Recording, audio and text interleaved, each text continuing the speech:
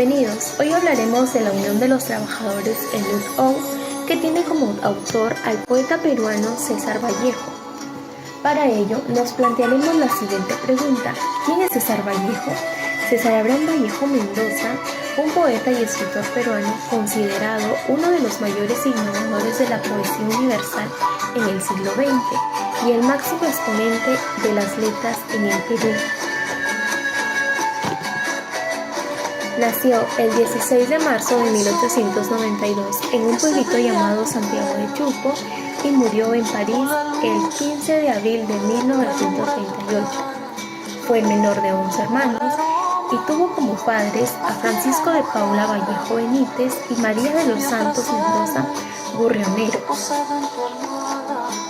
Sus estudios primarios los realizó en el centro escolar número 271 del mismo Santiago de Chusco, pero desde abril de 1905 hasta 1909 estudió la secundaria en el Colegio Nacional San Nicolás de Huamachuco. El 22 de septiembre de 1915 se graduó de bachiller en letras con su tesis El romanticismo en la poesía castellana.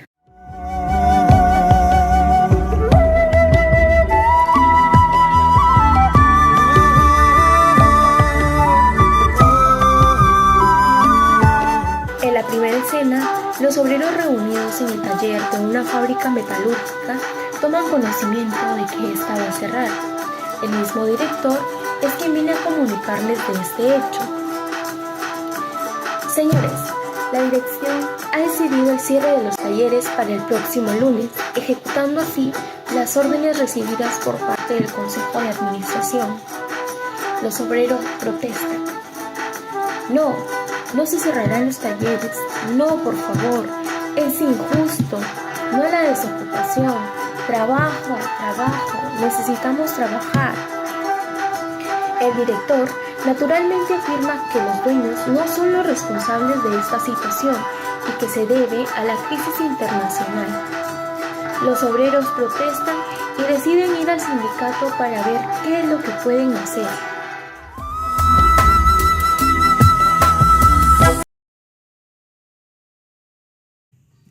En la segunda escena de Luc-Out tiene lugar entre las entrevistas, primero, entre el ministro y los empresarios, que quieren cerrar alguna de sus fábricas o disminuir el sueldo de los obreros. El ministro, que es socialista, quisiera ayudar a los obreros, pero los empresarios lo amenazan con hacer protestar una de las letras que el ministro debe. Es de este modo que los empresarios lo obligan a hacer todo lo que ellos desean. En la reunión entre los industriales con los 3 delegados de los obreros, un empresario llamado Leblanc, tomando aparte el delegado 1, trata de comprarlo, ofreciéndole dinero, pero este no acepta, entonces lo amenaza con cárcel. El delegado sale abruptamente y se va a reunir con los demás delegados.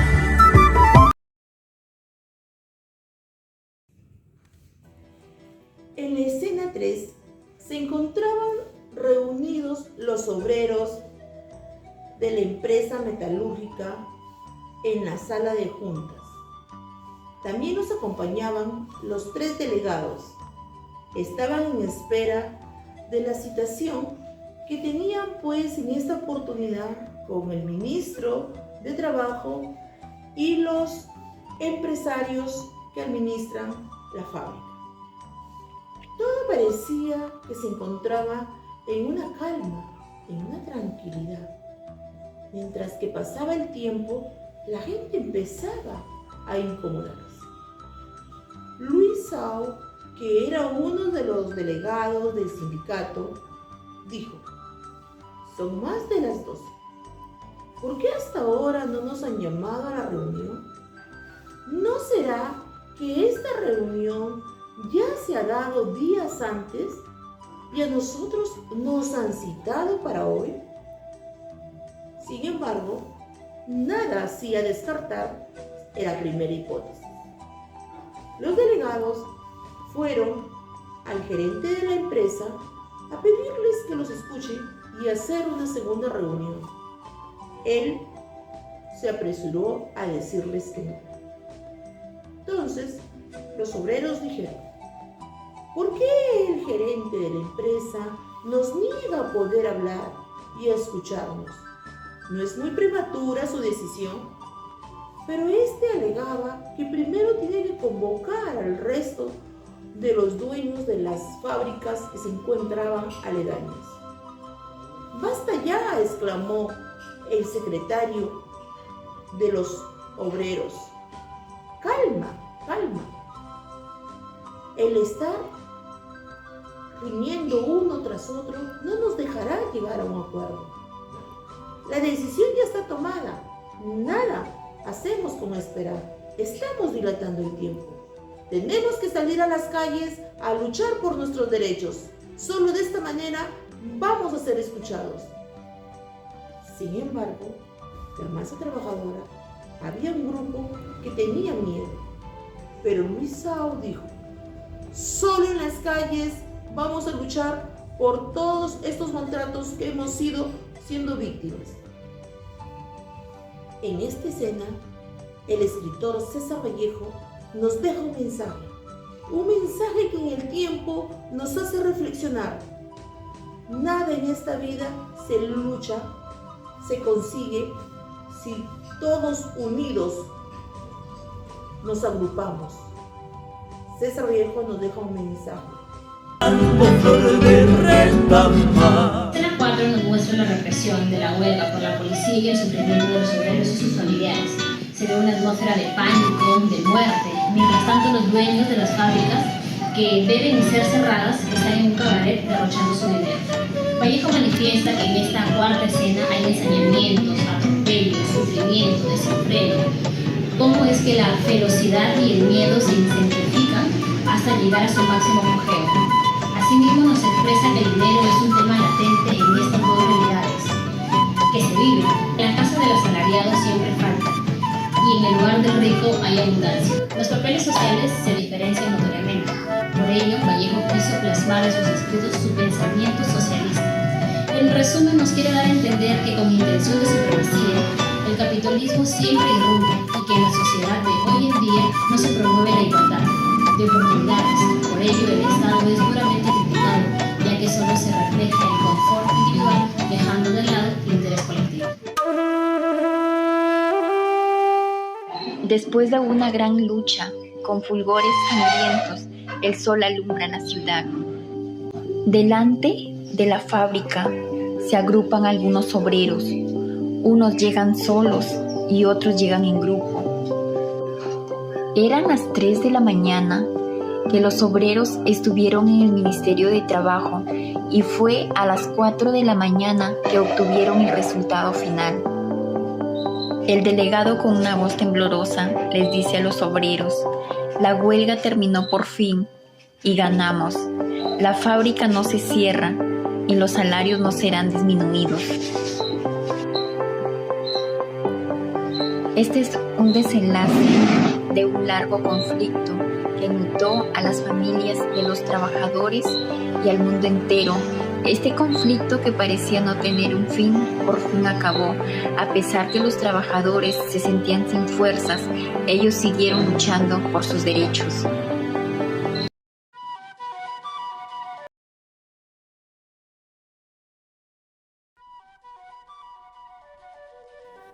Lookout y la realidad actual. Lookout es una obra en la que el autor César Vallejo nos da a conocer la realidad que se vivía en esos entonces por parte entre la clase obrera y la clase de las personas que tenían el poder. Había mucha diferencia, habían diferencias sociales. La clase obrera y el proletariado eran tratados con abuso por parte de las personas que tenían el poder, los dueños de fábricas, las autoridades. Entonces, esta obra se basa en el cierre de una fábrica de una manera repentina, sin avisarles a los trabajadores.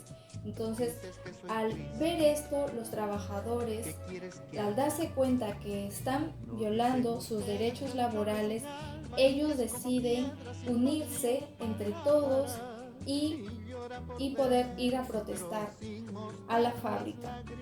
Primero se reúnen con los representantes, pero al darse cuenta que no están siendo escuchados, que están siendo ignorados, ellos realizan una huelga general para que de esa manera hagan sentir sus reclamos. Al final de esta obra, ellos salen victoriosos, ya que los representantes de las fábricas y los dueños de la fábrica deciden darles la razón y darles lo que ellos realmente están pidiendo, ya que era lo justo. Pero para ello ellos tuvieron que luchar, unirse, luchar y perseverar para poder conseguir su objetivo. También en el caso de las mujeres no cumplían un rol como hoy en día. Las mujeres tenían un rol más limitado, no podían participar, por ejemplo, de repente en algunos asuntos de Estado, o sus labores de trabajo eran muy diferentes a los de los hombres. Hoy en día, nuestra realidad, ¿existe ese tipo de situaciones? Pues lamentablemente sí, ya que en nuestro país existe la corrupción. Los políticos, las personas que tienen el poder, trabajan por un bien propio, más no por un bien común, más no por el bien del pueblo, por la gente que los eligió, que los puso en el poder. Entonces ellos se olvidan del pueblo y el pueblo, al verse que están olvidados, al verse que están siendo ignorados, realizan sus huelgas, realizan paros, realizan protestas para de esa manera hacer sentir el clamor que ellos están pidiendo. Hace poco hemos tenido protestas, hemos tenido huelgas en donde se han violado los derechos humanos, donde se han violado muchas cosas dentro de nuestra constitución política. Es por ello que lamentablemente todavía existe ese tipo de situaciones y las autoridades, las personas a quien se les hace el reclamo, hacen oídos sordos, no escuchan, pero a pesar de ello siguen luchando por alcanzar su objetivo, siguen reuniéndose, siguen realizando huelgas, siguen realizando paros. En caso del rol de la mujer, sí ha cambiado, ya que la mujer hoy en día tiene más actividad en cuanto a los trabajos en Estado. Por ejemplo, tenemos una mujer presidenta, tenemos ministras, tenemos tenemos mujeres representantes de ONGs, o sea, su rol ya no es solamente estar en casa. En ese aspecto sí hemos cambiado, pero en cuanto a la otra situación de los abusos de las clases, aún existe en nuestro país, a pesar de que avanzamos en tecnología, pero en ese aspecto todavía nos falta mejorar. En cuanto al emprendimiento cultural, bien sabemos que el emprendimiento es aquella oportunidad que se ve en donde otros no la ven, la oportunidad de poder generar empresa, mientras que la cultura son los valores, las costumbres, las tradiciones de una respectiva comunidad. Al hablar de emprendimiento cultural, estamos hablando de oportunidades a partir de la cultura de una comunidad.